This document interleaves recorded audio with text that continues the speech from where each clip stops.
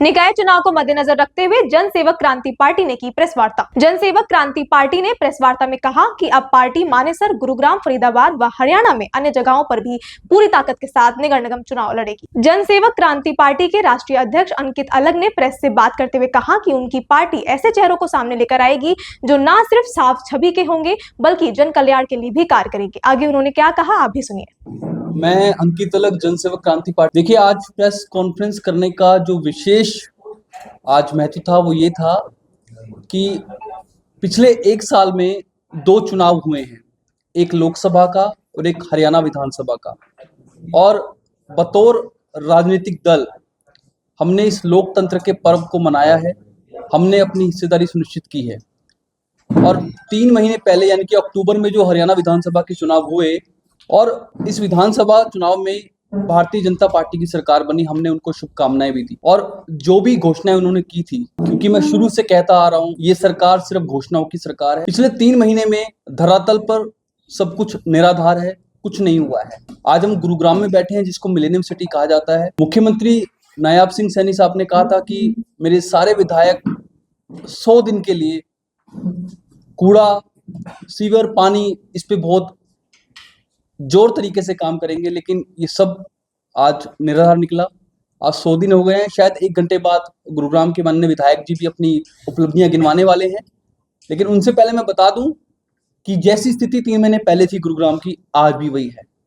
ना तो कोई अस्पताल का शिलान्यास हुआ है, कूड़ा ज्यों का त्यों है, सीवरेज की प्रॉब्लम ज्यों की त्यों है। तो पिछले 100 दिन में कुछ नहीं हुआ है।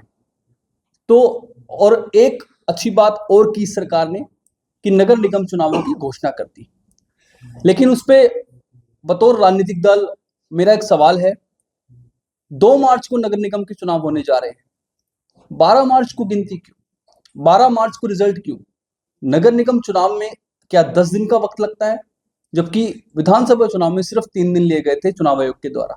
तो हरियाणा चुनाव आयोग और इस सरकार से मेरा सवाल है कि ये 10 दिन में क्या ऐसा होगा, और आपके जो भी उम्मीदवार हैं, आपके जो भी नेतागण हैं, जैसे हरियाणा विधानसभा चुनाव में मुख्यमंत्री नायाब सिंह सैनी साहब ने कहा था हमारे पास सब व्यवस्था है, हमारी सरकार बनने जा रही है, आज भी इनके नेतागण, इनके उम्मीदवार उतने ही कॉन्फिडेंस के साथ कहते हैं कि हम छोटी सरकार नगर निगम में बनाने जा रहे हैं।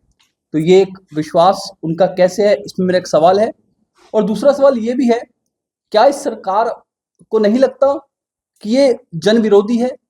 ये फरवरी और मार्च के महीने में 10वीं और 12वीं कक्षा के बोर्ड के एग्जाम होते हैं, तो उनको नहीं लगता क्या लोग डिस्टर्ब होंगे, बच्चे डिस्टर्ब होंगे? तो ये भी एक सवाल था बतौर राजनीतिक दल हमारा।